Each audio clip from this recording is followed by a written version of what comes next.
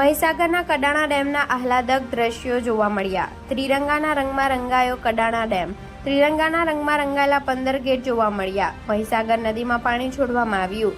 મહીસાગર જિલ્લાના કડાણા ડેમમાંથી 2 લાખ ક્યુસેક પાણી છોડવામાં આવ્યું। પાણીની આવકને લઈ કડાણા ડેમના 11 ગેટ 8 ફૂટ અને સ્લીપ વેલના 4 ગેટ 4 ફૂટ ખોલી મહીસાગર નદીમાં પાણી છોડવામાં આવ્યું। ઉપરવાસમાંથી સતત પાણીની આવકને લઈ કડાણા ડેમમાંથી છોડવામાં આવ્યું પાણી। કડાણા ડેમના કુલ 15 ગેટ ખોલી મહીસાગર નદીમાં પાણી છોડવામાં આવ્યું। વહીવટીતંત્ર દ્વારા મહીસાગર જિલ્લાના નીચાણવાળા વિસ્તારોને એલર્ટ કરવામાં આવ્યા।